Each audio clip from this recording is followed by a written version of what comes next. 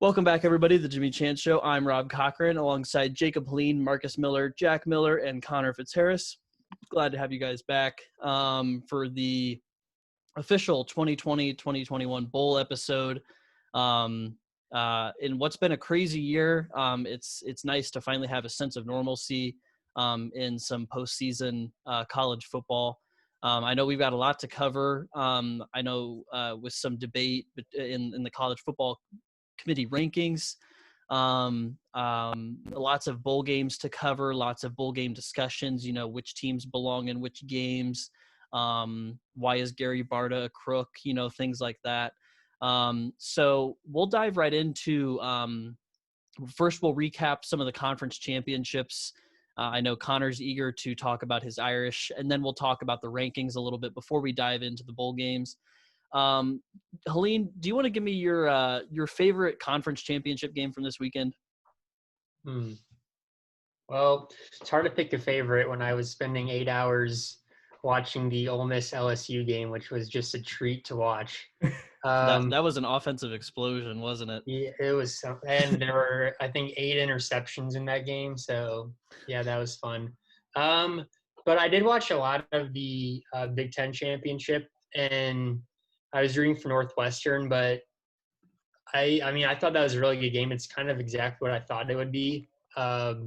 Northwestern played Ohio State really tough and made Fields look not very good that game, which raises a lot of questions about his draft stock potentially coming in the next NFL's draft. But yeah, that was from Northwestern standpoint, they played them tough. They obviously don't have the firepower to beat Ohio State, but that's about as good as they could play, I think, and they still lost. But I think, like, watching Ohio State struggle in that game, I don't think it gave the committee any trouble with putting them in the playoff. But I think that it raised the question, how big of a gap is there between Alabama and Clemson and then an Ohio State team.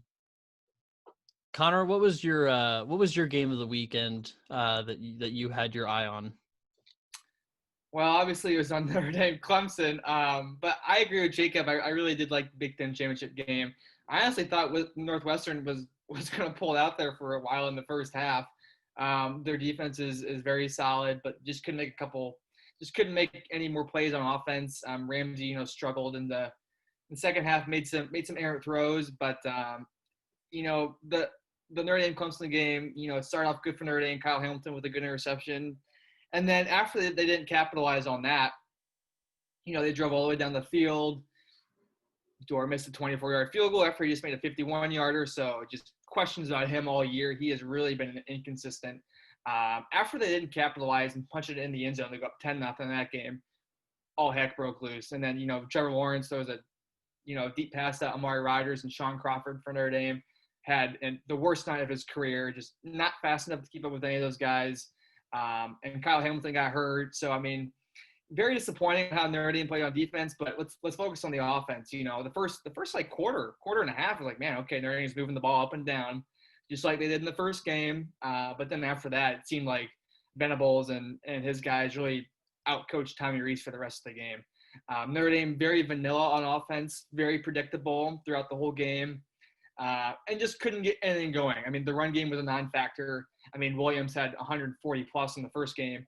I think he barely scratched 30 yards in this game. Offensive line, I know they had some injuries with Patterson. Eichenberg been kind of nicked up a little bit, but man, their center, Lug, had a terrible game. I really hope he doesn't start against Bama. I really think that they should go with the youngster Zeke Carroll, but he got abused against Clemson the whole entire night, and it was just hard to see. And, when your center's getting blown off the ball, you don't have a running a game.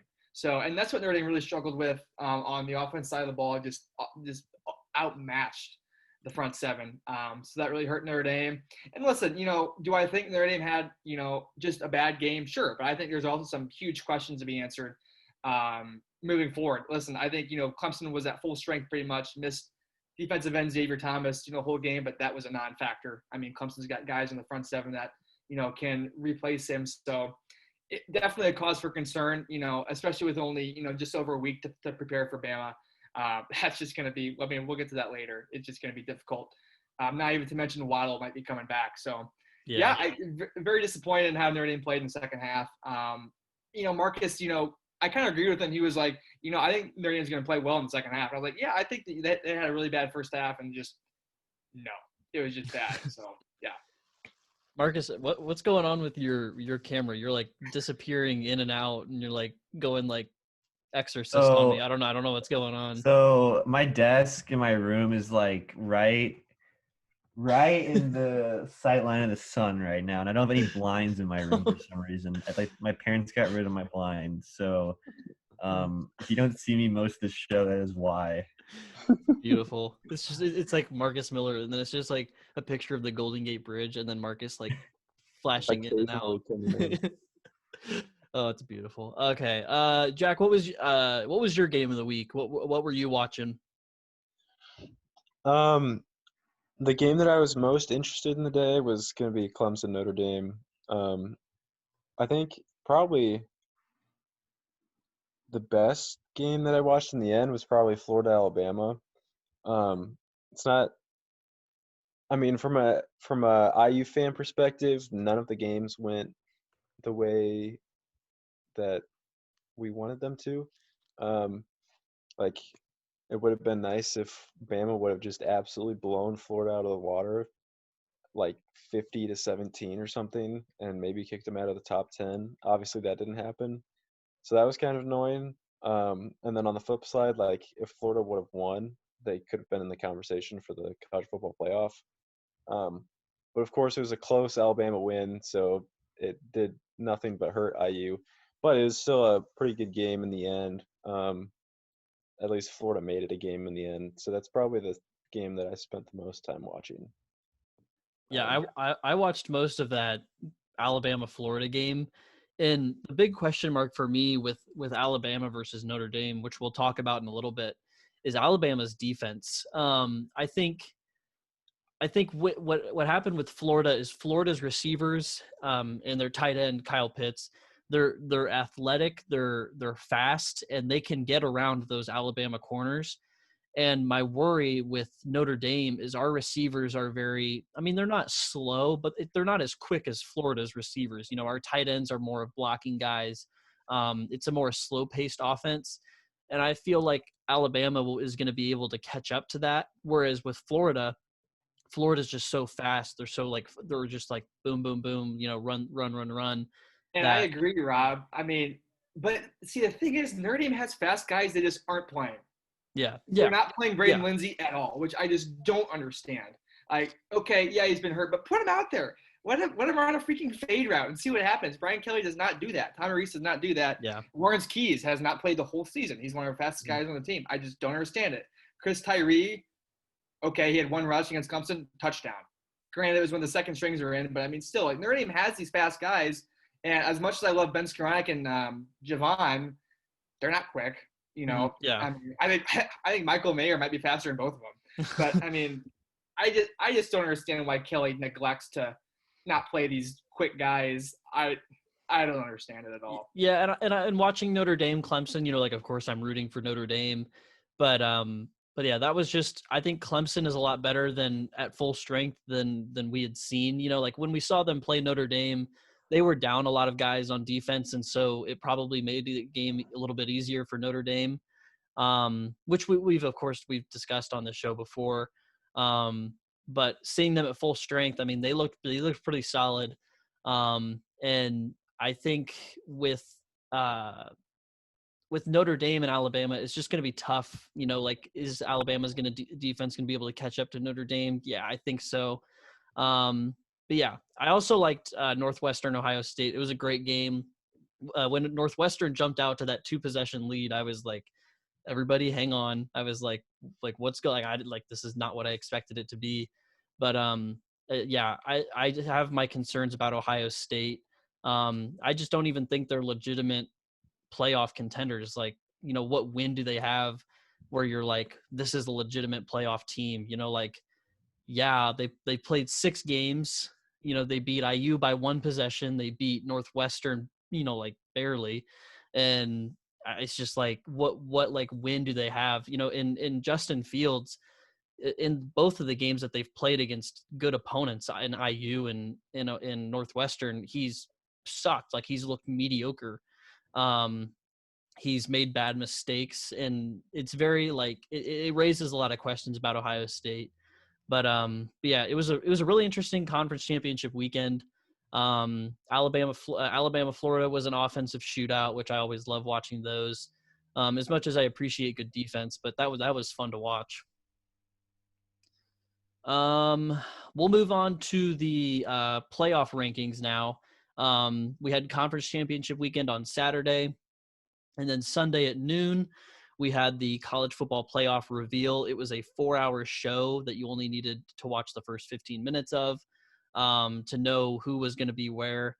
And I mean, it's Alabama, Clemson, Ohio State, Notre Dame, top 4. And then at 5, you've got, it was Texas A&M. And then you've got Oklahoma at 6 somehow, which I don't know how. But what were your guys' initial thoughts on the top 6, and then we'll get into the rest of the top 25? I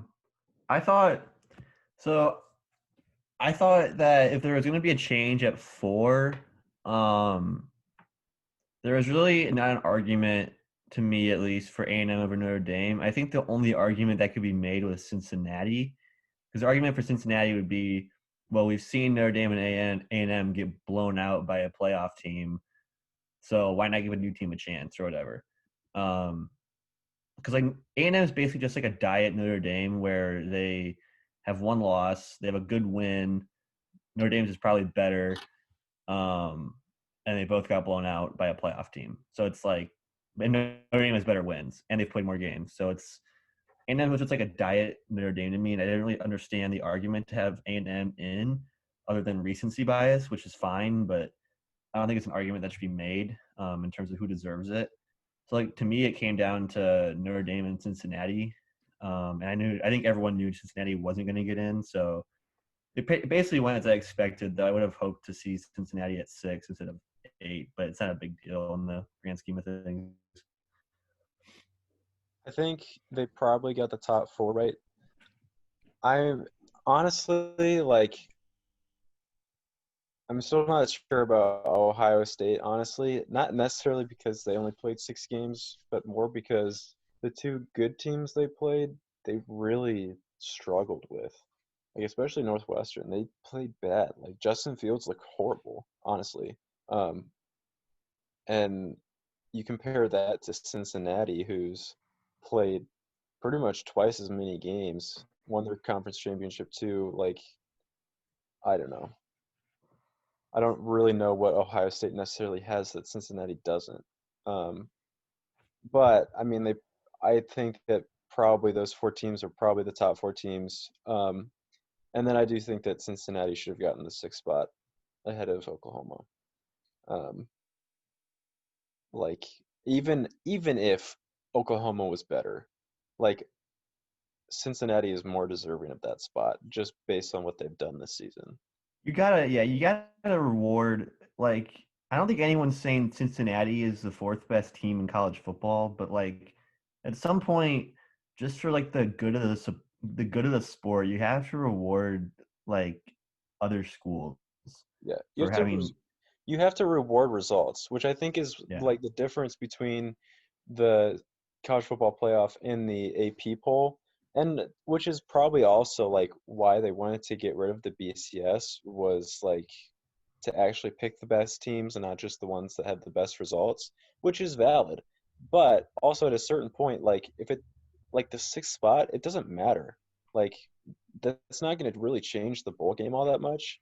So like reward a team that has played their butts off all season. They've gone undefeated, and they just can't really help the fact that they don't necessarily have as strong a resume, power, or a group of 6 conference. Like, I don't know. At a certain point, like, just reward the results and stop worrying about, like, is this team necessarily better?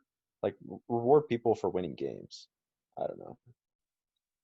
Yeah, I think I agree with all that. I don't know why Oklahoma is ranked 6th. That's pretty ridiculous to me, but I was not surprised at all because Like they're a Big 12 team and they just love Oklahoma. So heck, I wouldn't even been surprised if they somehow stuck them in the top 4 just because it's Oklahoma. But I think for me, the biggest question I had is why an Ohio State team who is 8-3 is ranked ahead of Coastal Carolina, who is 11-0. In the college football playoff, they always talk about like sharing common opponents. And granted, Iowa State's from the Big 12, so they played in a much tougher conference than Coastal Carolina. But they both played a Louisiana team who ended up having a good season. And Louisiana beat Ohio State or Iowa State by double digits, and then Coastal Carolina beat them.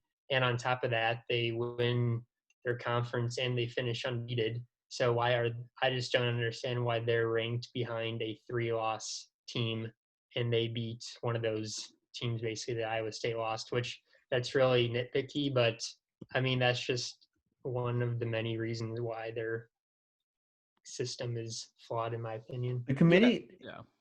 the committee's just like it's not really punishing losses that much this year, which I don't get because I feel like traditionally the criteria has always been losses first. Like you go off losses before you go to quality wins. I think just in general, which is just how it's gone. And it just seems like this year it was more about like, well, you have to beat a team in our top 25.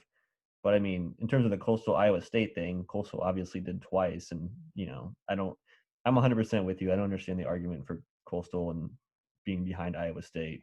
I mean, it's pretty flawed. Like they could probably try to argue that it's of the Big 12 schedule, but that kind of just goes down the drain when the Sun Belt went 3-0 against the Big 12 this year.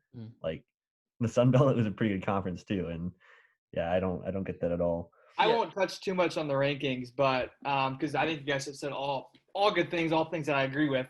I think where some teams went wrong was Ohio State and Cincinnati not playing each other. There were a couple weeks out of the year where there were 2 or 3 weeks where neither team played, and there was some talk on social media like Cincinnati and Ohio State need to play. Like that'd be a great game not only for Cincinnati but for Ohio State too to kind of prove their worth.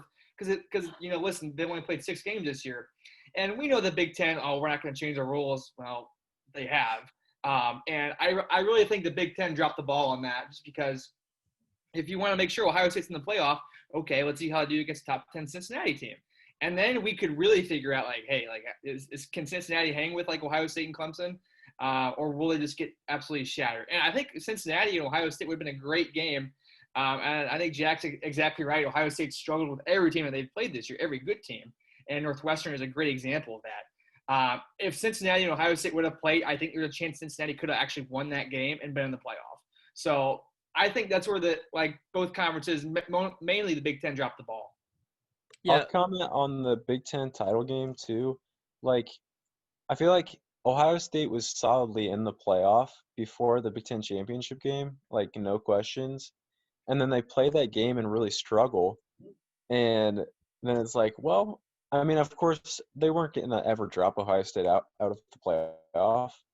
But have been between playing Northwestern. What was the point of getting them into the Big Ten championship game? Like, just to have Big Ten champion versus number 14 Northwestern versus we just have a win against number 16 Iowa. Like, what's the point of that? And like, it honestly made Ohio State honestly look worse because they struggled so bad with Northwestern. So I don't know. It would have been so funny for the Big Ten if Northwestern had won that game and it just absolutely effed them over. I wish that had happened, but yeah, my thing about the rankings is like there's no real like solid criteria. Like if you watch the show, Gary Barta was talking about the reasoning for Ohio State being the number 3 team, and he said they won their conference, they went undefeated, and they had 2 top 25 wins. Well, granted, I mean they only played 6 games. It's not hard to go undefeated and play 6 games in the Big Ten East. Like like if you're playing a bad Michigan team and stuff like that. And then second of all, if that's the criteria that you have, wouldn't that qualify a 10-0 or 11-0 Cincinnati team who went undefeated, and won their Coastal. conference, and Coastal, who went undefeated, won their conference, and have top 25 wins. Like Coastal beat BYU. Like, wouldn't that qualify them as well? Why aren't they a bigger part of the conversation? If Ohio State, who's undefeated and a conference champion, is basically automatically in, why isn't Coastal, and why aren't, why isn't Cincinnati in that conversation as well? And I just think it's because the playoff committee is a system where they can just pick the teams that they want, and they can make their own justification for it, and they don't have to hold themselves to any real criteria. Now, if you created a system that said we take the 5 conference champions, 2 at-larges, and a group of 5 team and made a playoff, then you have something there that's like, hey, that's a real system that we can go by, and we can't change the rules. We can't change our justification. But I mean, as long as you have a committee that can just at will change their justification and change their criteria, you're always going to have that conversation of, look, Ohio State's a 6-0 conference champion. Coastal and Cincinnati are 10-0 and 11-0 conference champions. Why aren't they ahead of Ohio State? Like, I mean, basically, if you look at the resumes, Coastal and Cincinnati are the same team as Ohio State, and they're not getting the same kind of love from the committee. And it's just interesting to see, and it'll never change until they go to a more rigid, or I guess a more like solid system that has stricter criteria. But I mean, I guess that's part of it. They're all athletic directors, and they need to line their pockets, I guess. So one quick thing before we move on. Yeah, go ahead. So in 2007 was a weird year with a lot of upsets and stuff. But in the first BCS rankings, South Florida was number 1, a Big East team at the time. They're now in the American. They were number 1 in the BCS rankings in the first one that came out in week 8. Like, I understand that was a weird year, but even if like every other team had like 2 losses, I still don't think a group of 5 team would be ranked number 1. Yeah, I mean, you look at IU in the coaches poll, they're ranked 7. In the AP poll, they're ranked 7. And the BCS computers have them at 7.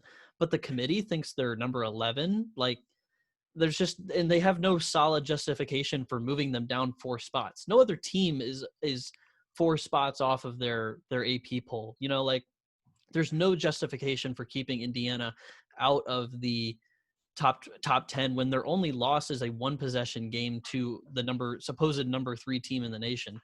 So I think IU kind of got screwed there, and I just don't see how you keep a team like Iowa State and a team like Georgia or someone like that, like in the top 10. I just don't understand it. All right, let's dive into our bowl picks here. In a year with COVID and all of that, we've had a lot of teams bow out of playing in a bowl game. We've had a few Big Ten schools bow out. So we're kind of down a few games from where we were last year when we had like 40 games to pick on the radio show. But we still have some very, very interesting matchups to dive into, including the 4 teams in the college football playoff. So let's go ahead and dive into our first game, which is, I think it just kicked off. It's the famous Idaho Potato Bowl. They basically call it the second national championship game, if you will, the famous Idaho Potato Bowl. But I've got it's Tulane versus Nevada, and I've got the Green Wave winning this one. On SP Plus and all of the metrics that I watch, they're the better team. SP Plus has them winning by 5. So I like Tulane winning this one. Well, let me just say this. I know little to nothing about these 2 teams, but I saw Nevada get the ball at the 50, so I think I'm picking Nevada. Perfect. I'm going with the Green Wave of Tulane. That's what they're called, right? Yeah, the Green Wave. Yeah. Yeah, I forget why. I had some reason, but I don't know. No, you didn't. I'm going with Nevada. No reason whatsoever. Just Nevada. Nevada 6-2. Give me the Wolfpack. All right, perfect. We'll move on to the roofclaim.com Boca Raton Bowl, which is tonight at 7:00. I will be tuned into this one. I've got a friend that lives out in Utah. He works for BYU, and he's been vouching for them all year, so I'm going to tune into this one. I am picking the Mormons to win this one, and I think they win pretty comfortably. I'm I'm also going picking. to. Oh, sorry. We should. So yeah, go ahead, Jacob. All right. I'm also picking BYU. Zach Wilson has skyrocketed on NFL draft boards, and probably be a first-round pick actually. But yeah, I'm going BYU in this one. I guess this is supposed to be a pretty exciting bowl game because I think on Tom Fornelli's he ranked the best bowl games to watch. This is like number 5, and I was Really? like, wow, okay. I'm going with UCF. Zach Wilson I think is overrated. Dare I say Zach Wilson's overrated? I will come out and say it. I'm picking UCF, even though they almost lost to USF a couple weeks ago. I like the Black Knights. I'm taking BYU. I think I might agree that Zach Wilson's overrated, but only because he's gotten so much hype. I think he's still pretty good. I'm gonna go UCF. UCF's still pretty good. They're not the same team they were a few years ago. Their 3 losses are by a combined 7 points. So I think they might get the upset here. Interesting. On an off-topic conversation, the Steelers, my beloved Steelers, are on a 3-game losing streak right now. I'm at rock bottom emotionally. So I would not mind seeing the Steelers draft Zach Wilson with Ben Roethlisberger being washed and having a noodle arm now. So I think he's a solid quarterback, and I wouldn't mind seeing the Steelers take him. I don't think he's fallen that far, but good luck. Yeah, Wouldn't fingers mind the crossed. Colts taking Zach Wilson either. There's no way he's fallen so far. So next up, I think these games that are tomorrow, I believe. We've got the R&L Carriers New Orleans Bowl. It is Louisiana Tech versus Georgia Southern. Let me check the spread on this. I think it's Georgia Southern -4.5. I've got Georgia Southern winning this, and I think they're going to win this one pretty comfortably. So I'm going to go with Georgia Southern. I'm taking Georgia Southern. No reason. Marcus, who you got? I'm going with Georgia Southern. They run the triple option, and they have really cool uniforms. Perfect. 2 great reasons. So I originally thought we were picking Louisiana, not Louisiana Tech, and that's why I jumped over Louisiana. But I'm sticking with my pick. I think Louisiana Tech is a solid football team. ESPN says Georgia Southern 6.5. I believe I am on. Listen, I think Louisiana Tech's got a guy, Luke Anthony, that's thrown for 16 touchdowns and over 1,500 yards. I'm taking Louisiana Tech. Helene, who you got? I'm going with Georgia Southern. Yeah, I like teams that are on the triple option, so picking them. Let me find. Okay, we've got Memphis versus FAU for our next game. Memphis is 8.5-point favorites. I'm gonna take Memphis. FAU's 5-3. Memphis is 7-3. Let me check SP Plus. Yeah, SP Plus has Memphis winning by 7 points with a 66% chance to win. The metrics kind of line up against FAU, so I'm going to take Memphis winning this one. I'll take Memphis as well. They're a good team. I'm taking Memphis too, but this could be Lane Kiffin's last game at Ford Atlantic. Who knows? He could be going to Auburn. He could be going. Fitz. But he's at Ole Miss. Fitz, what are we talking about here, man? He's at Ole Miss, buddy. Apology. But okay. Nothing to say. I'll pick Memphis and move on. I completely forgot Kiffin was at Ole Miss. I'm taking Memphis. See ya. Yeah, I'm going with Memphis as well. Connor said I'm gonna log off. That's tough. I'm thinking Memphis. FAU hasn't won a game since November, and they beat UMass, so that's not really an impressive win. So give me Memphis. Okay, let's go down to Hawaii versus Houston, where Houston at 3-4 is 11.5-point favorites. I'm taking Houston here. I don't think Hawaii is as good as they were last year when they beat BYU in the Hawaii Bowl. I think their run game is something that Hawaii prides itself on as a program, and their run offense has just not been there this year. They've had a few losses that kind of sting. So I'm going to take Houston to win this one.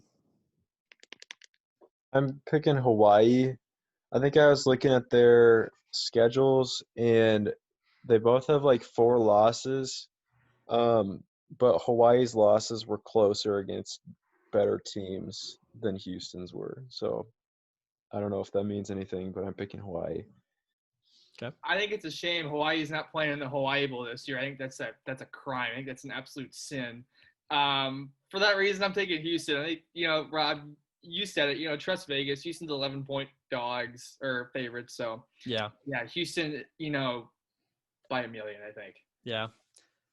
Yeah. Hawaii Bowl was canceled Yeah, it was canceled. along with 15 other bowls. I don't care if RIP. it's canceled. Hawaii should still play in the Hawaii Bowl by themselves. Scrimmage. Inter squad scrimmage, yeah.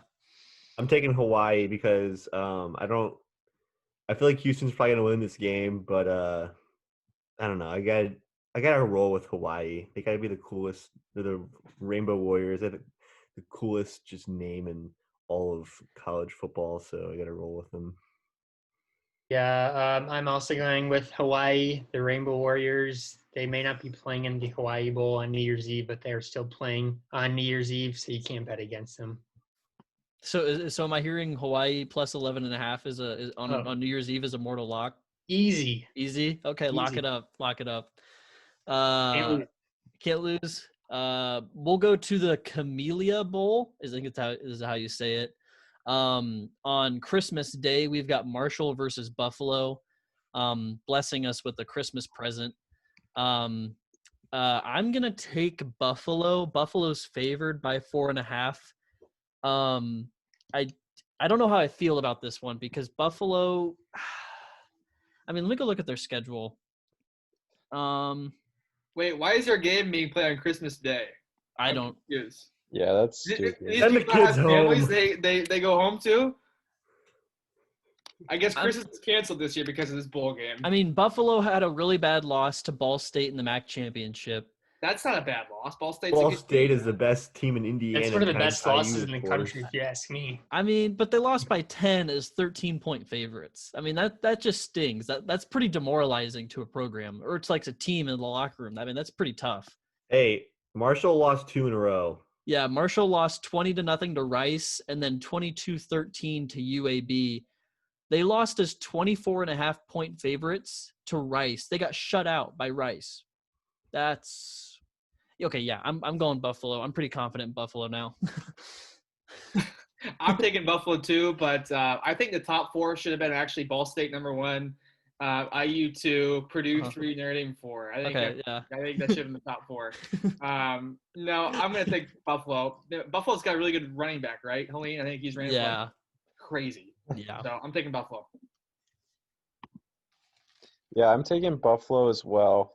The Marshall has lost their last 2. I think someone just said that, which isn't the right way to be trending. And the Buffalo's got that one dude who's running for like an absurd amount of yards. Yeah, Jarrett Patterson. Yeah, he's good, but I'm going with Marshall. We are Marshall. They're going to pull off the upset. Yeah, I'm gonna go with Marshall too. I'm gonna make up something here. So Buffalo always get a short season. They don't want to be here. It's on Christmas. They don't want to play on Christmas. It's in a COVID year. They might get COVID. Give me Buffalo. No, Marshall. Sorry. Okay, so we've got Helene and Marcus taking Marshall, Jack, Rob, and Fitz taking Buffalo. That game is on Christmas Day. The Camellia Bowl. I've never heard of that bowl. Is that a new one?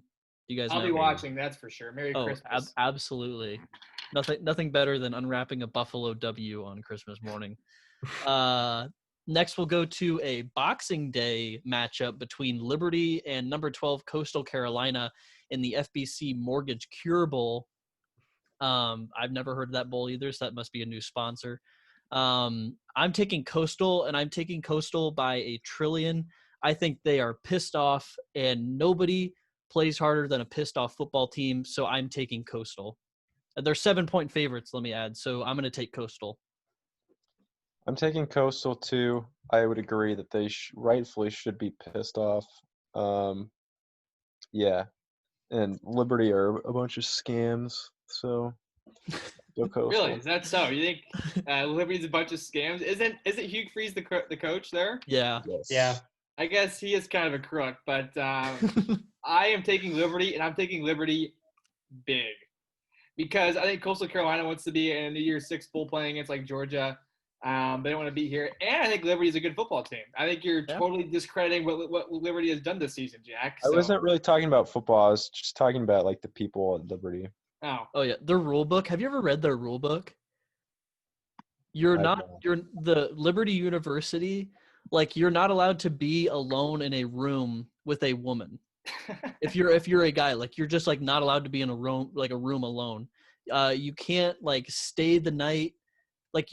As a group, you can't sleep over at the house of like an opposite gender. And they have like strict like clothing guidelines, so it's kind of weird. It was an interesting read.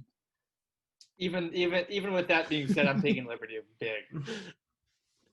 Helene, have you given your pick yet? I have not. I'm going with Coastal. I do agree with everything Connor said, though. I kind of feel like Coastal might be like kind of whatever about this game because they might feel disrespected, but they're still really good. And I think even with that, they're going to pull off the win. Perfect. Speaking of Union Home Mortgage Gaspa, wait, no, never mind. This is FEC Mortgage FEC, Super Bowl.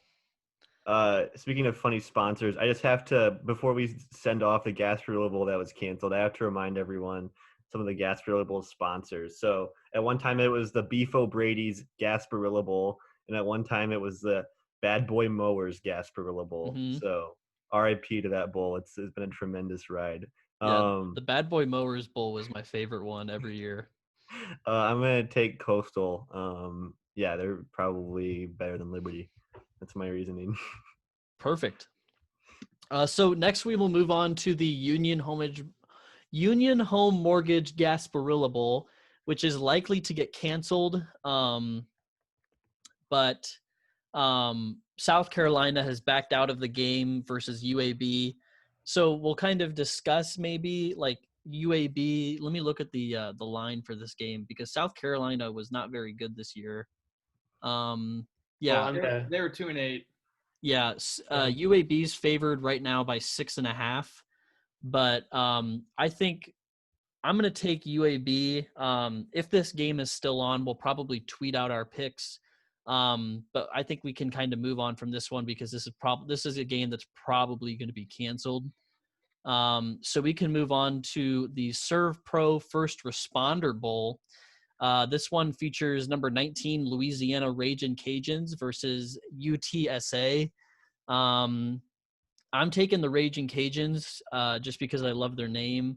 I love their logo. I think their logo is like aesthetically pleasing, so I'm gonna take Louisiana Lafayette. I'm taking Louisiana as well. Yeah, their only loss was to Coastal this year, so I think they're pretty good. They also beat an Iowa State team by 17. Yeah, I will take Louisiana too. I think this is going to be a blowout. Maybe one of the worst bowl games of the year. I'm taking Louisiana. I'm also picking the Raging Cajuns from Louisiana in a big victory. Yeah, give me Louisiana. Perfect. So we are all in agreement on Louisiana blowing UTSA out of the water on that one. We'll move on to the Lending Tree Bowl between Western Kentucky and Georgia State. Two teams who I have not watched at all. The Hilltoppers, yes, I remember picking their bowl game last year. Let me look at the line for this game real quick. It seems like Western Kentucky is always in a bowl game. Yeah, they're 5-6 and in a bowl game. I will go ahead and lead this one off. I'm picking Georgia State. They have a quarterback whose name is Cornelius Brown, and he's thrown for over 2,000 yards. That is enough to sell me Georgia State. This might be one of the best bowl performances of the year by Mr. Brown. So I am taking Georgia State. Cornelius, I love it. I'm gonna join you there. I'm gonna hop in the hole with you and pick Georgia State. I can't say no to Cornelius Brown. I like Georgia State in this one too. I don't think Western Kentucky can hang with them. I'm You're taking forgetting- Georgia State as well. I'm looking at their schedule. They've like put up 30+ points in every game but two. One of which was a 51-0 loss to Coastal. They lost Oh. 51-0 against Coastal. Yeah. Oh What? my. Give me Cornelius Brown's stat line that game. 6 for 10, 30 yards and a pick. Oh no, Cornelius, buddy, what are you doing? What This is a happened? fraud. I'm confused. And they put up 50 like several times. How do you go from Wow. putting What up an 50 interesting and getting team. getting shut out? So Jack's riding with Georgia State. Marcus, who you got? I got Western Kentucky. They have the added bonus of having the most intimidating mascot on the planet. So Yeah, give me that. he's a interesting looking fella. That's for sure. We'll move on to the Cheez-It Bowl. We'll hop into some more ranked matchups here. Top 25. December 29th, we got the Cheez-It Bowl between number 21, Oklahoma State, and number 19, Miami. I see Fitz and I and Marcus were joining in on the U, so we're gonna throw up our U's here. I love Miami winning this one. I think Hubbard opted out, right? Is he opted Yeah. out? Yeah. So I think Miami wins this one just fine. I'm trying to find a stat line for the Cheez-It Bowl a couple of years ago, but I am taking the U. Miami's probably better, but this is also the Cheez-It Bowl, so we know what happens in Cheez-It Bowls. So I expect nothing less this year, even in a 2020 pandemic year. I think Cheez-It Bowl will deliver. So I'm going Oklahoma State in a wild one. Um, Oh, go ahead, Marcus. sorry, we gotta stay the order. It's my bad. I'm going with Miami because Oklahoma State has been kind of butt cheeks the last like 4 weeks. Yeah, I'm picking Miami too.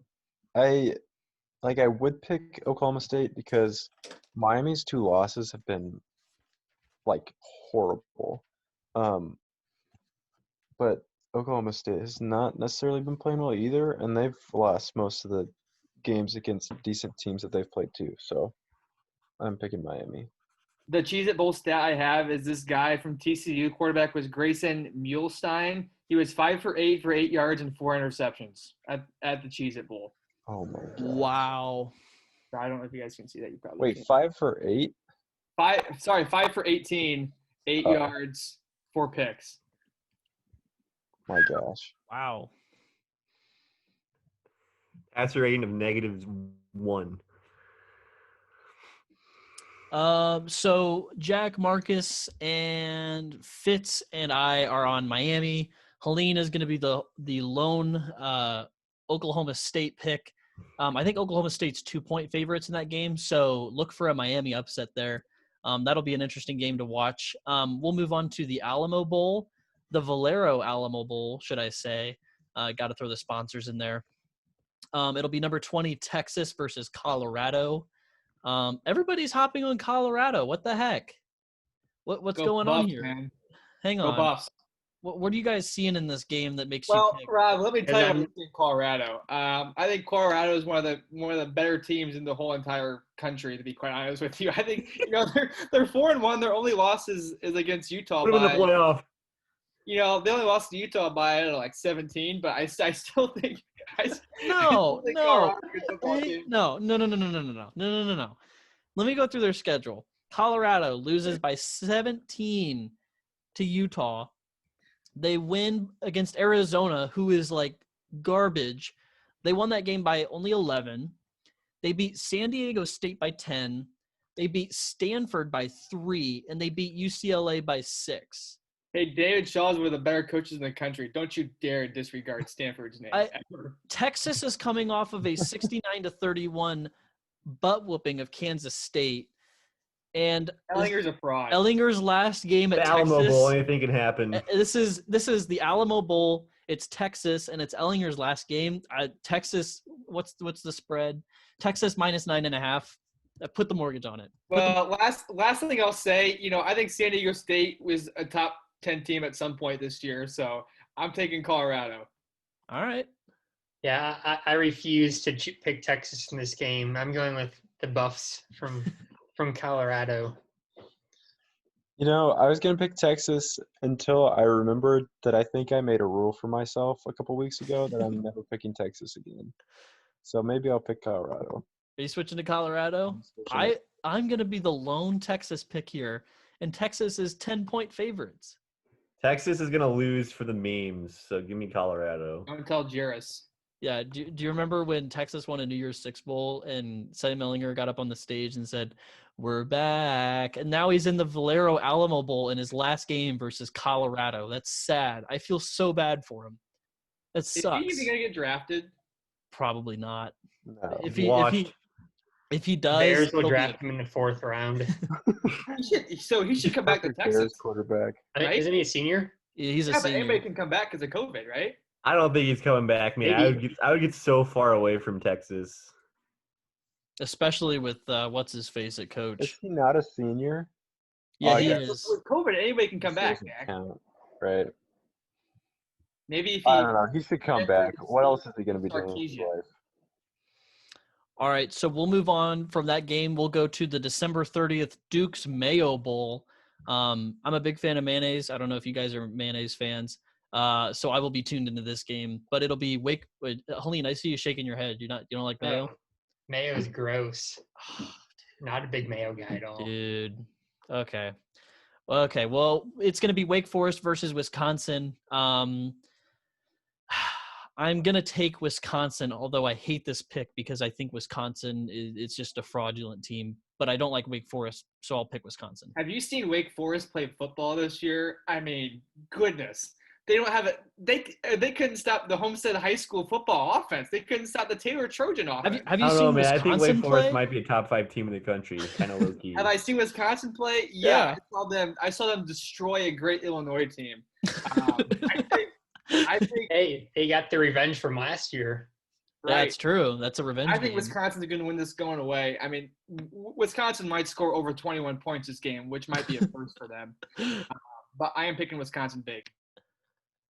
I'm also going Wisconsin. I mean, let's be honest. If Wisconsin was playing Illinois in Champaign at noon when they played them this year, I mean, they obviously would have lost that game.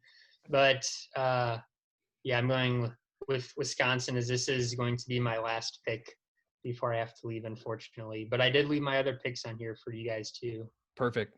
discuss if you choose Yeah, to. thank you for joining us, Helene. It was nice to have you back on again. Thank Yeah, you. let's do it again soon sometime. Yeah, see you. See ya. So yeah, All right, so it's down to us four. This meeting's going to end in 10 minutes, so I'll give you Speed run. guys speed run. I'm taking. I gotta pick Wake real Wisconsin quick. and Oh, you're picking Wake? Wisconsin's offense is a dumpster fire. Give me Wake. Perfect. I'm looking at Wake's schedule though, and it's like it's impossible to reconcile what's going on. Like they put 53 on North Carolina and lost by 6, but then they lost 45-21 to Louisville. Like, how does that happen? And they beat Virginia Tech. Like, I don't know. They need Dino Babers as their coach. That's what Wake needs. So our next game is the Trans-Perfect Music City Bowl. It'll feature number 15 Iowa versus Missouri. I mean, I don't. I'll go ahead and kick this one off. I think Iowa's got the worst quarterback in the Power 5. I'm taking Missouri. Really? Iowa's won 6 in a row. I'm taking Iowa. Yeah, I'm taking Iowa too. Know that. Missouri is not a good team. Like, no. Yeah, I think Iowa's 14.5-point favorites. They're on a 6-game winning streak. And I think they kind of want to blow Missouri out here. So I'm going to take Iowa. I wanted to pick Missouri, but I forgot that Iowa's on that little 6-game run here. So I'll take them. We'll go to the Cotton Bowl, the Goodyear Cotton Bowl. It'll be number 7 Florida versus number 6 Oklahoma. There might be 100 points scored in this game. Maybe 110. Like there's no limit on the amount of points that will be scored in this game because these are two really bad defenses. Although Oklahoma's playing a little bit better defense. I'm going to take the Gators here. I know we watched on Saturday Florida hanging with Alabama, so I'm going to take Florida here.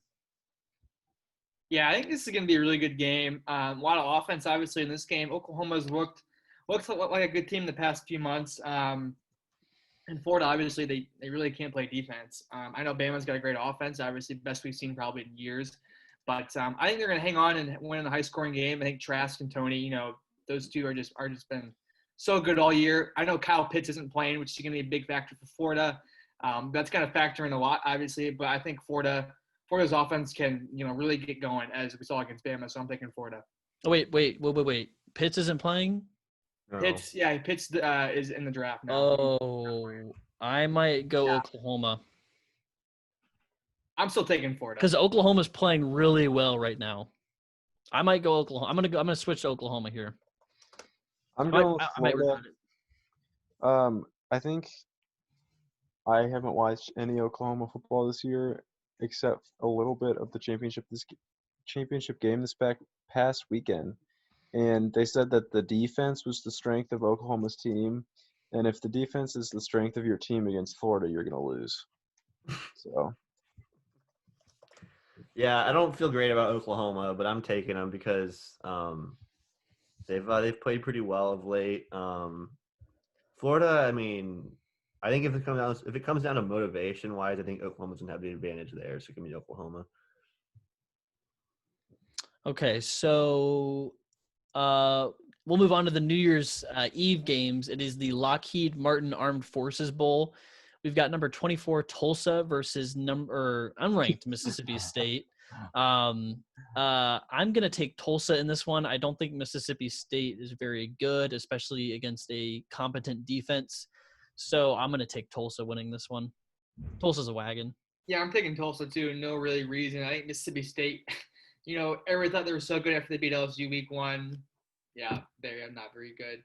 I am taking Tulsa. yeah, I don't think anyone in their right mind is picking Mississippi State in this game.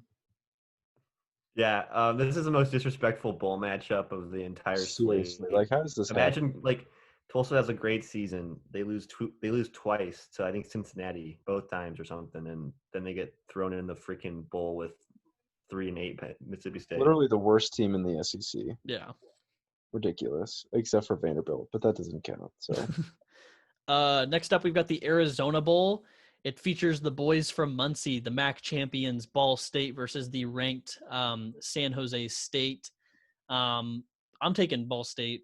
Ball State by a trillion. I picked against them in the MAC championship, and I can't make that mistake again. I'm taking the boys from Muncie.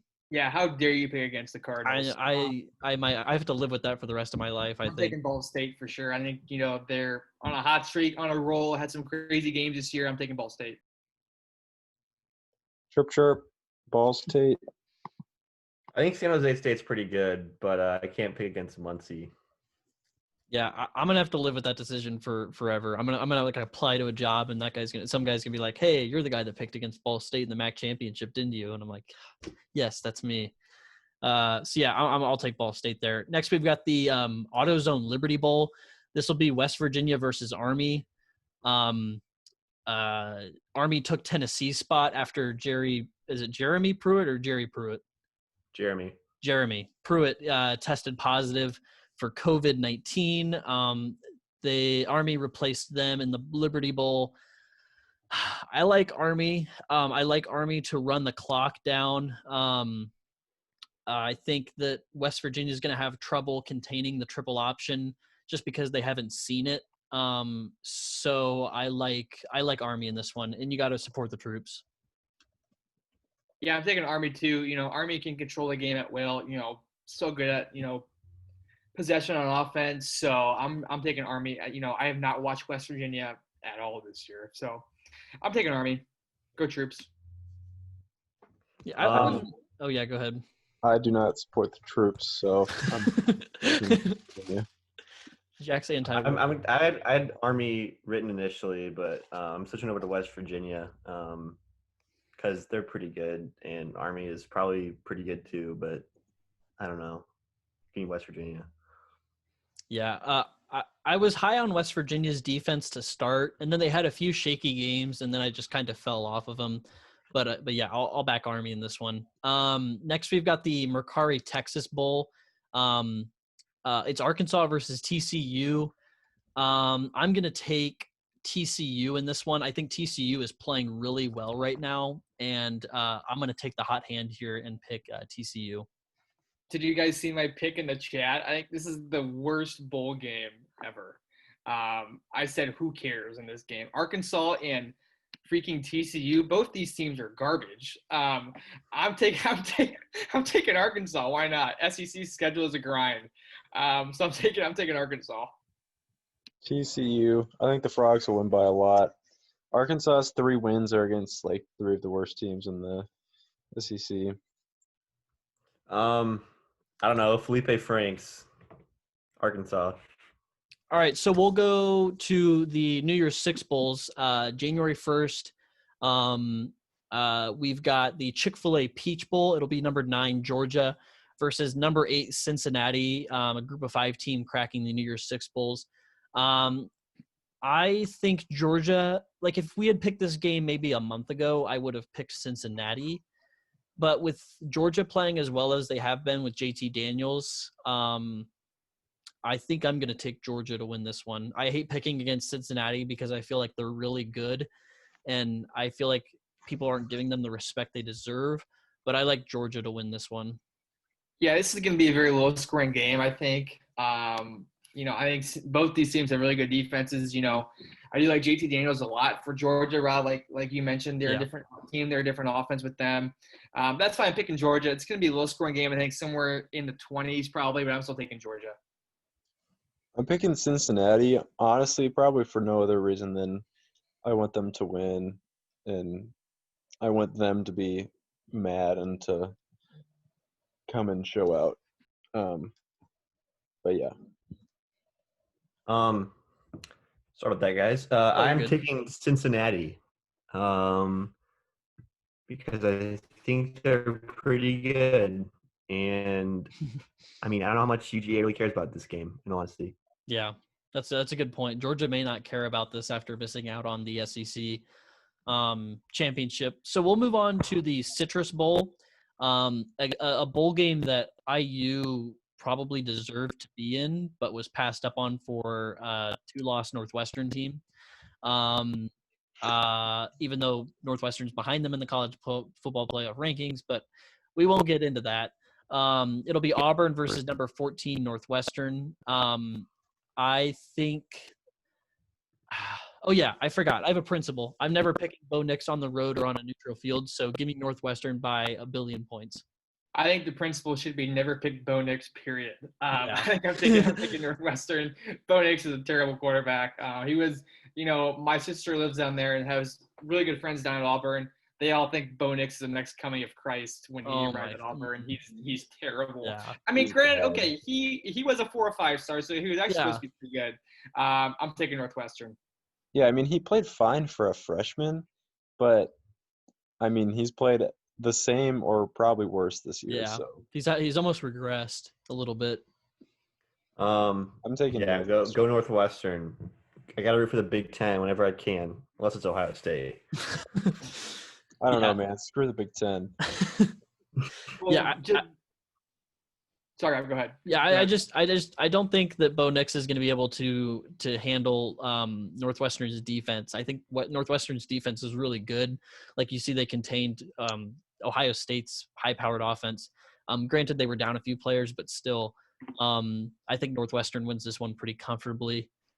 What were you going to say, Connor? Oh, I was just going to touch on Bo Nix one more time. Well, remember his first freshman game was against Oregon. And remember, he was awesome. Like, he was actually really good last year, that first game, and all of a sudden you just regressed so bad. So I remember we were talking about him on the show, and, like, after that Oregon game, we were all like, yeah, Bo knows. Yeah, like, we're all in on the Bo Nix train. And then, like, a few weeks later, we were like, yeah, this guy sucks. He's not very good. And so, like, it just kind of flipped like a switch. Next, we are going to go to Connor and I's funeral. It is the Rose Bowl game between Notre Dame and Alabama. If you ever want to see a soul leave a man's body, just watch me watch this game on New Year's Day. This is going to be bad. I think Alabama rolls Notre Dame here. I don't think it's even close. I think the spread's at like 19.5. It might be up to 20 points. I think Alabama covers that no problem. I've got the Tide here. If you thought 2020 was bad, 2021 is not going to be a good start for Notre Dame. Happy New Year, Notre Dame. Have fun getting waxed by Alabama. Yeah. Listen, there is about 3% of my body that thinks Notre Dame can actually pull off this miraculous upset. But then there's 97% of me that's just like, no. Devontae Smith, Jalen Waddle, Najee Harris, Not happening. Mac Jones. Do I need to go on? No. If Brian Kelly somehow pulls a win out of his hat here, I think this puts the Clemson win earlier this season to like I think it puts it to shame. Like Agreed. Completely overshadows. Yeah, and I think this Bama offense is much better than 2013, which is just scary to think about. Because that 2013 offense had McCarron, they had Amari Cooper, T.J. Yeldon, Eddie Lacy, the best offensive line probably ever. A really good tight end, Norwood. So just scary. This offense is 2 times better than that. So yeah. Marcus, who you got? Or Jack? Alabama's going to win by a lot. If I was Notre Dame, I would have lobbied to miss the playoff. I would have rather had played like Georgia in the Sugar Bowl and like maybe had a chance of winning a game. I would have lobbied to miss the playoff. That's what Helene and Connor and I were talking about off recording.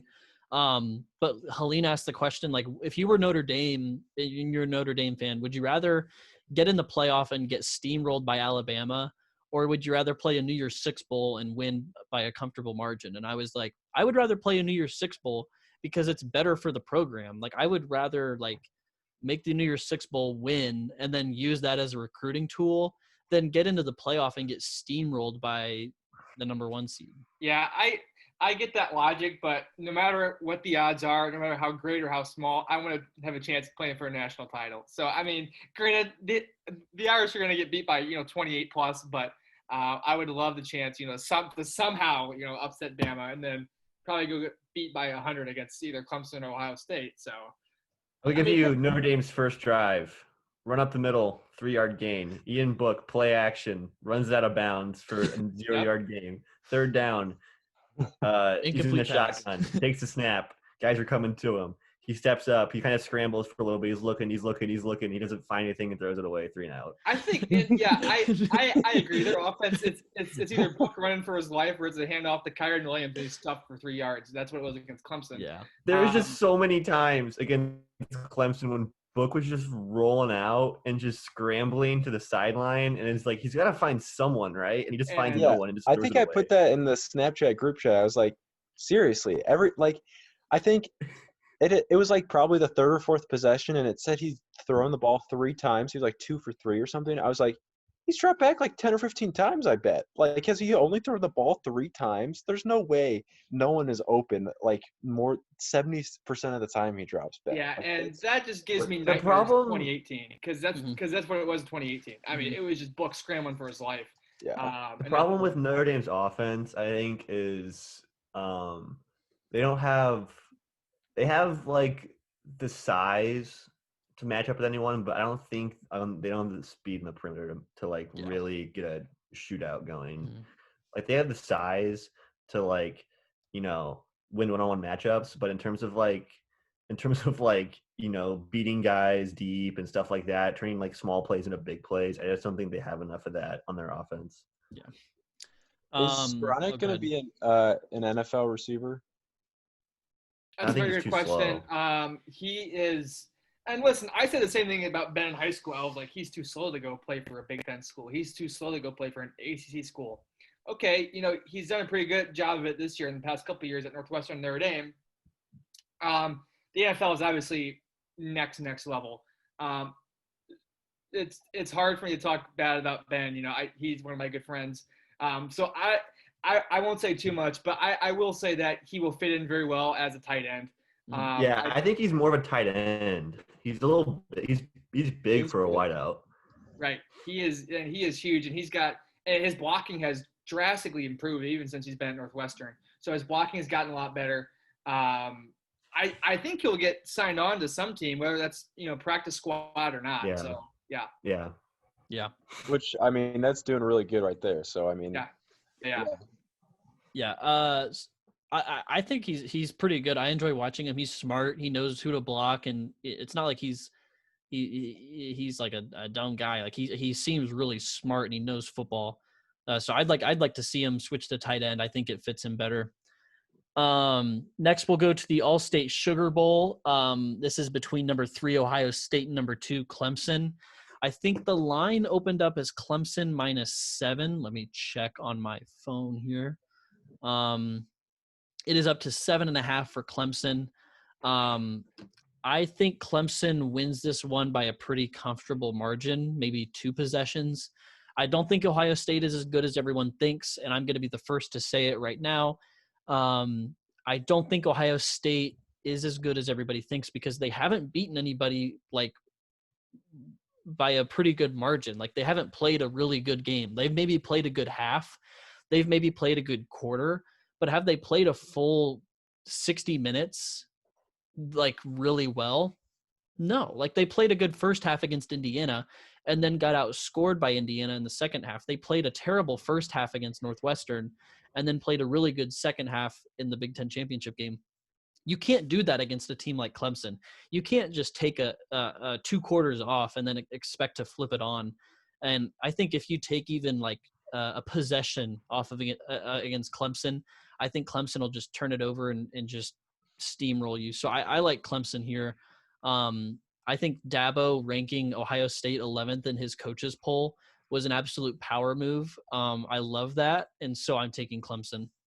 Yeah, Rob, I would tend to agree with you. I think Clemson would win this game pretty handily, but then I think, okay, when's the last time Ohio State's like really been kicked in the teeth?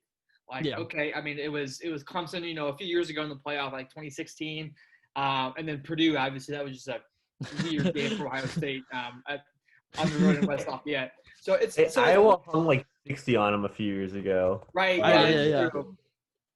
So it doesn't happen often, is all I'm getting at. For MD, it happens, like every year. So for Ohio State, it doesn't seem like it happens often. So I think it's going to be a good game. I think Ohio State usually plays to the level of their competition.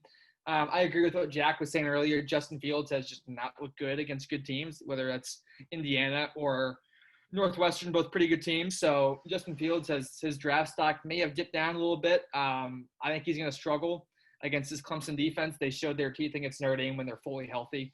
Yeah, I like Clemson. I think it's going to be a close game, though, probably 1 possession. So I'm taking Clemson. I'm taking Clemson. I think that Clemson is going to beat Alabama in the championship game, honestly. After watching the ACC championship game, to see their defense play that well, and I mean, there aren't really questions about Clemson's offense. It's probably not as explosive as Alabama's, but I don't think it needs to be, just because I think what's clear with Trevor Lawrence is in the Notre Dame game, for example, earlier in the season, you can say that DJ still threw for 400 yards and whatever, but I still think there's something very different about having the best player in college football on the field and the leader, like the clear leader of the team, who's been there for 3 years and is, I mean, pretty much the Christ of college football right now. Like there's something different about having that guy on the field. So their offense isn't as explosive as Bama's, but I don't think it needs to be, just because I think they have such a good player with Trevor Lawrence. And if their defense is playing as suffocating as it was against Notre Dame, I think that they will win the championship. So I do have them in this game as well. And like I've said, I don't think Ohio State has really impressed very much this year. Yeah. I think. Oh yeah, go ahead, Marcus. I'm gonna go bold here. I'm gonna take Ohio State.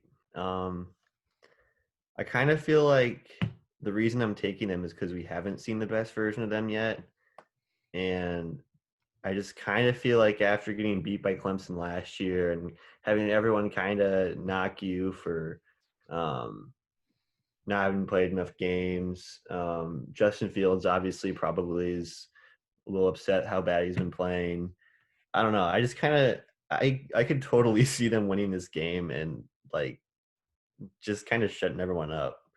It's kind of what they did in 2014, honestly, when they won the national title that year too. So I'll go with Ohio State. I think yeah. Go ahead. Go ahead, Go ahead. Rob. Okay. I think what's interesting about Ohio State is the one team that they've faced with an elite receiver core, which is Indiana with Wap and with Freifogel. Their corners got burned, like toasted, like burnt toast. Like it was just awful to watch their defense against an elite receiver unit. And if you think Indiana, I mean, Wap had or Freifogel had what 200 yards that game, and Penix threw for almost 500. Like, imagine what Trevor Lawrence is going to do to Ohio State's defense, and that was Ohio State's defense at full strength. And so I think Clemson is going to have a field day with Ohio State, and I'm excited to watch it because I can't wait to see Ohio State get beat after everything that they've been pampered for. And, as much as they've been pampered by the Big Ten, I'm excited to see them get beat up.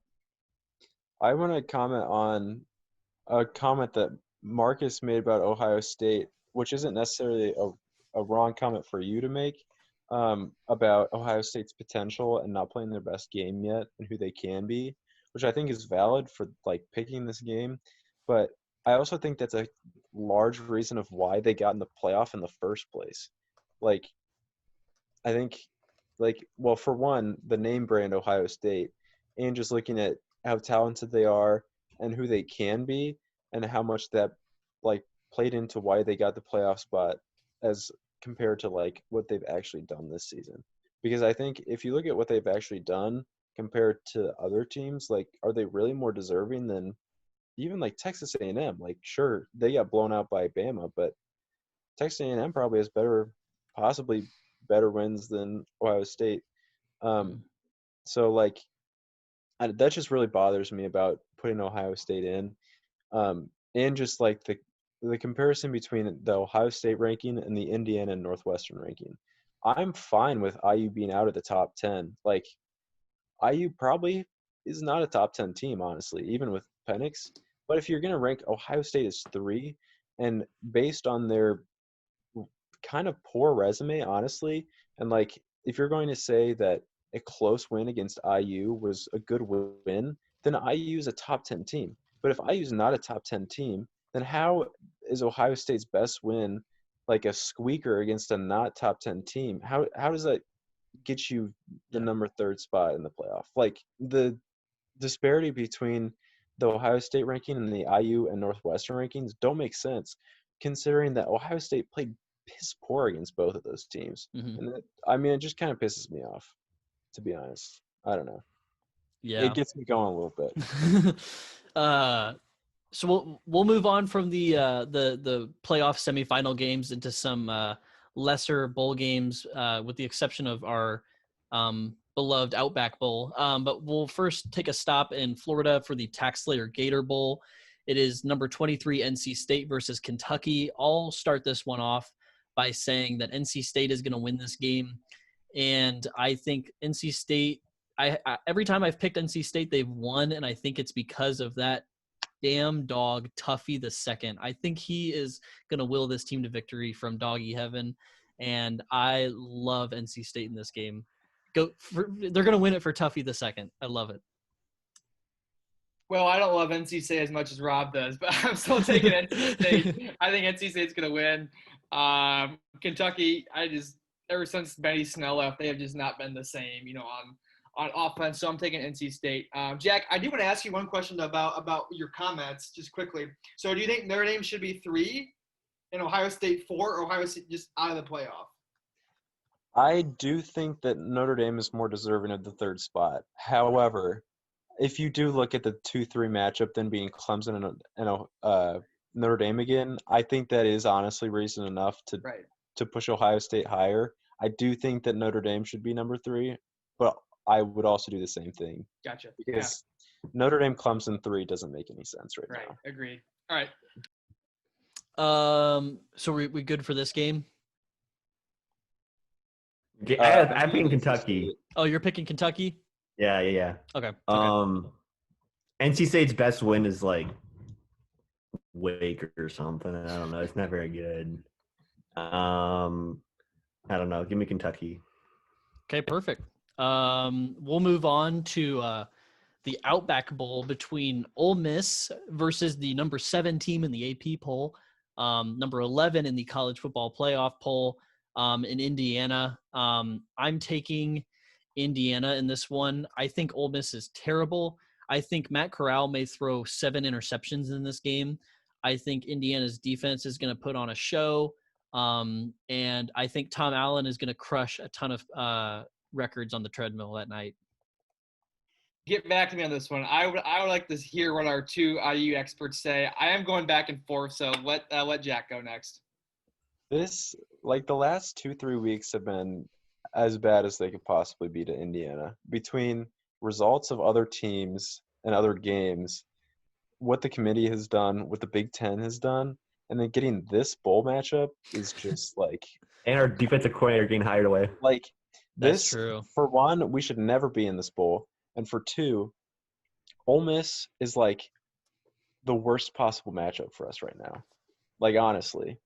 Unless we're playing like Georgia or something like we should be. I mean, I'm gonna pick IU because I can't not, but I mean, I'm pretty nervous about this one. Like, we're going to have to pick Corral off a lot of times, and like we're going to have to take advantage of those interceptions and score touchdowns every time because they're going to score 30 points. I think IU will win this game fairly easily. I think there's multiple reasons for this. Ole Miss, first of all, I believe their top 2 wide receivers and top 2 running backs have both already opted out for this game. That is true. More could be coming. I don't know.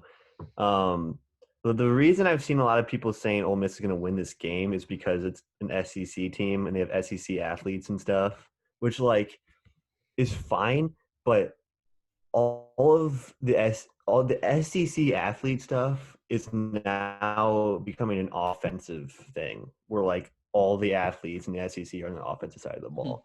Like 10 years ago, like half the guys who are wide receivers on Bama right now would be playing defense. Like that's just a fact.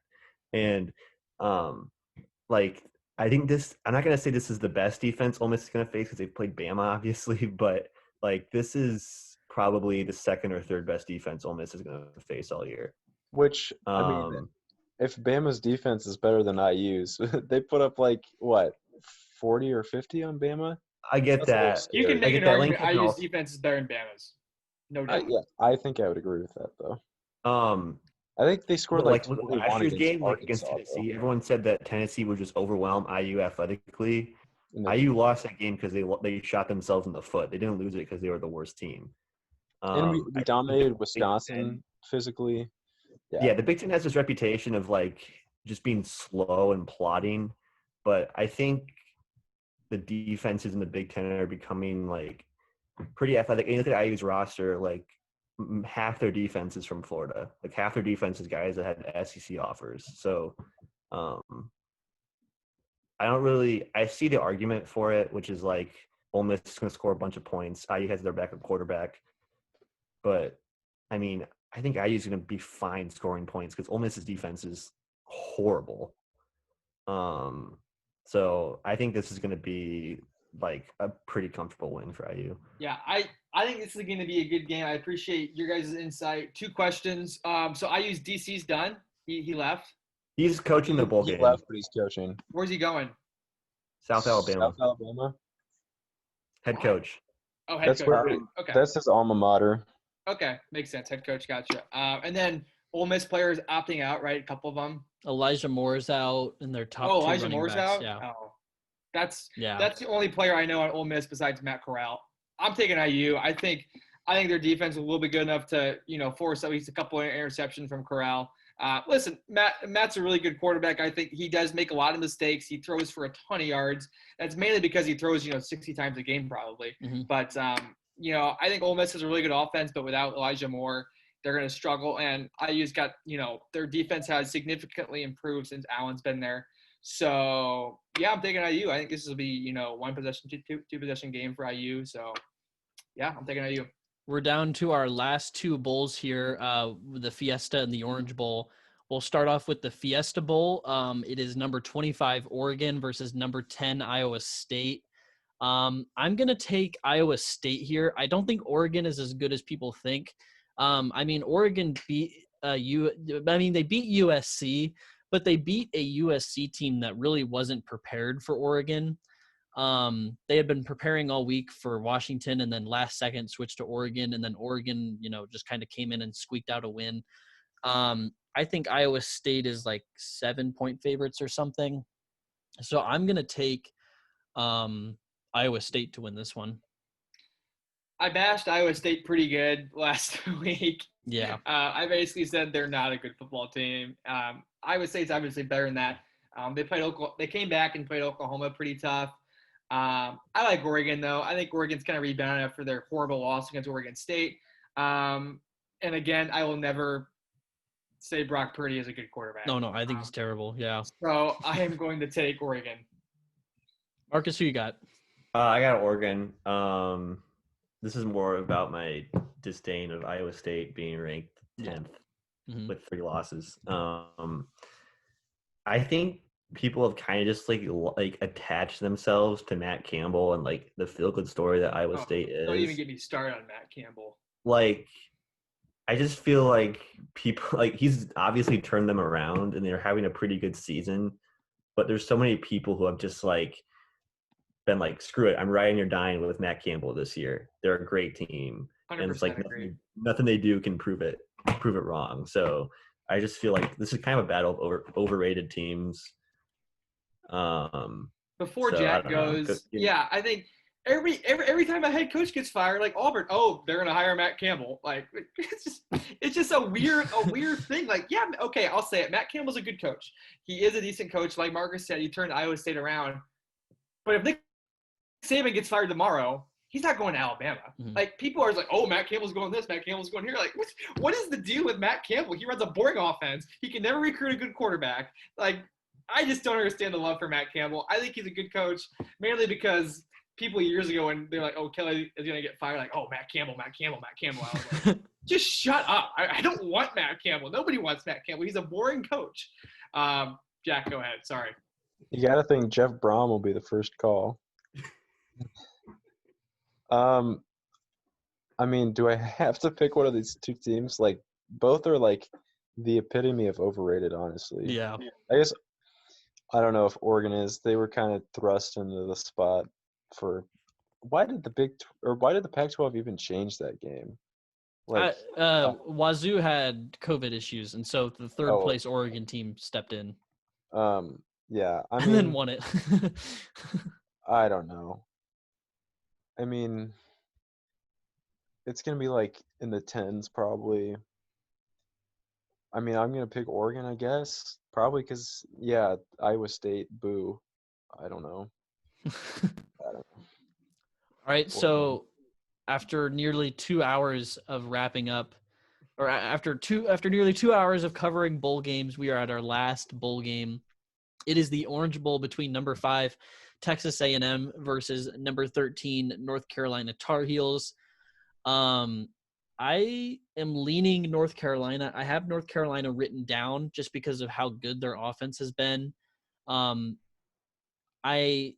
tempted to pick A&M just because they're favored and higher ranked, and I kind of like their defense against North Carolina. Like, North Carolina hasn't really beat a good defense. But then again, like, UNC just did run Miami out of the building, like, by 30 points. So I'm gonna pick UNC.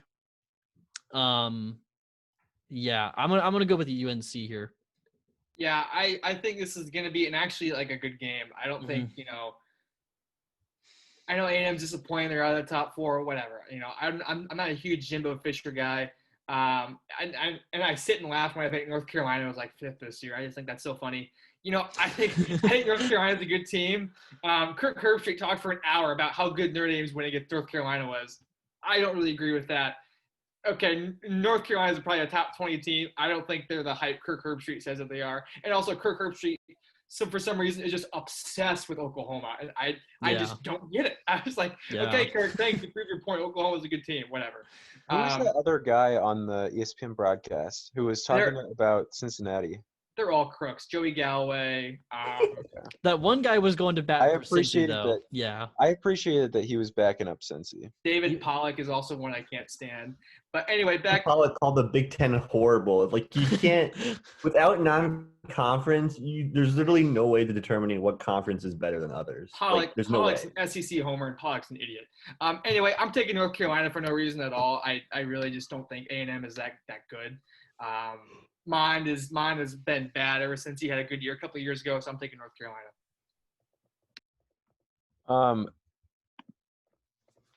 I think this will be I think if it's a blowout, it'll be a North Carolina blowout. Otherwise, I think it'll be close. But I'm gonna pick Texas A&M. It'd be funny if they were, clamoring about not being in the college football playoff, and then they got ran out of town by North Carolina. I think that'd be pretty funny, and I would kind of root for that. But I do think that Texas A&M's ideal matchup against that offense of North Carolina, because they run the ball so well. And I think that, well, for one, I don't think North Carolina's defense is great. So assuming they can run the ball well and keep the ball, they can keep the ball out of Sam Howell and the North Carolina offense's hands. It's kind of like the Chiefs situation. Like, you just got to keep the ball out of their hands, and win the time of possession. And I think Texas A&M is one of the best teams probably in college football to do that. So I'm going to pick them. I'm going with A&M. I think A&M and Notre Dame are very similar teams, and I think Notre Dame obviously had a lot of success with North Carolina. And like I said earlier, I feel like just in their play styles and everything, A&M is very much just like a diet Notre Dame. They run the ball. They don't have really explosive. They probably pass run play. the ball better. Yeah, they might, but they don't really have explosive pass plays. They'll just kind of wear you down over time. Got a really good defense. So it's kind of a bad matchup for North Carolina, I think. So I'm going to go with A&M. Perfect. Well, after 2 hours of covering these games, we're done. We did it. Our annual bowl game episode is over. We can go eat dinner now, as it's near 5 p.m. here on the East Coast. So it was great talking with you guys. Hope you guys have a very Merry Christmas, and we'll see you guys for the national championship game. It'll be the Irish and the Buckeyes. Absolutely. All right, guys. Have a good Christmas. See you guys. Yeah, you too. See ya. Merry Christmas.